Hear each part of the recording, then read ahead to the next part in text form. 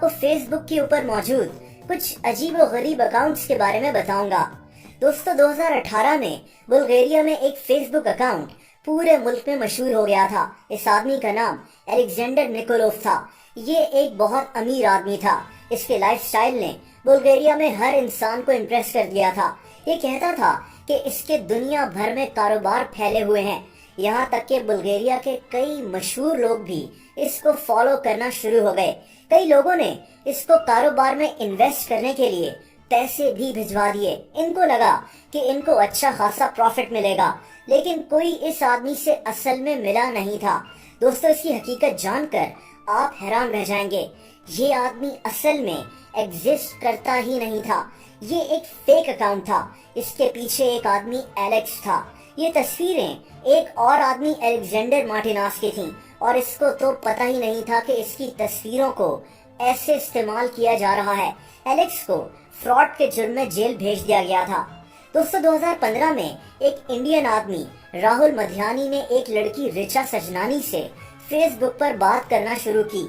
ये रिचा को अपनी और अपनी फैमिली की तस्वीरें भी भेजना शुरू हो गया। इसने इस लड़की को एक जगह मिलने के लिए बुलाया, लेकिन ये लड़की वहां पहुंची नहीं।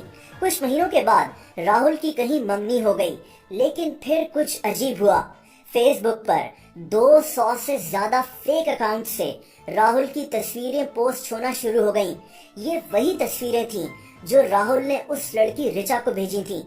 मसला ये था कि राहुल की तस्वीरें फोटोशॉप कर रिचा के साथ लगा दी गई थीं, जैसे कि ये दोनों एक साथ हों। यहाँ तक कि राहुल की मंगनी भी टूट गई।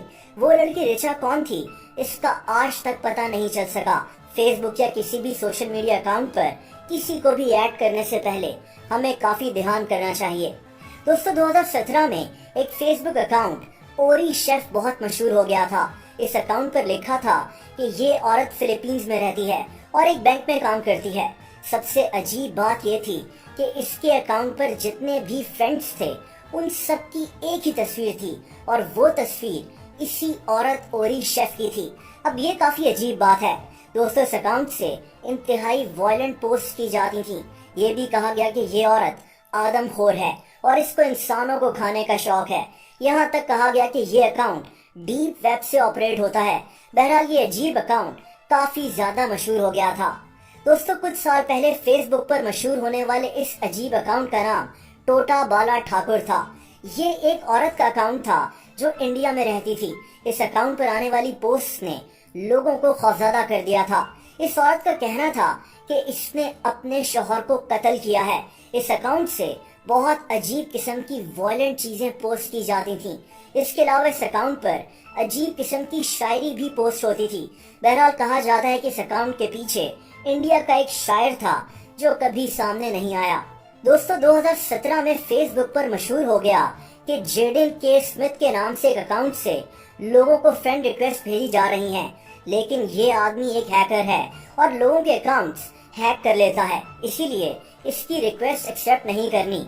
ये हैकर इतना ज्यादा मशहूर हो गया कि बड़े बड़े न्यूज चैनल्स ने भी इसके मुतालिक बात की, लेकिन हकीकत में ये सब एक झूठ था। किसी ने मजाक में ये बात फैला दी थी और देखते ही देखते इस हैकर का ये अकाउंट बहुत ज्यादा मशहूर हो गया। Going viral on Facebook, it urges you not to accept a friend request from Jaden K. Smith. The warning claims he's a hacker and you'll be hacked if you either accept his friend request or whatever. आज की इस दुनिया में क्या असली है और क्या फेक हम कुछ नहीं कह सकते।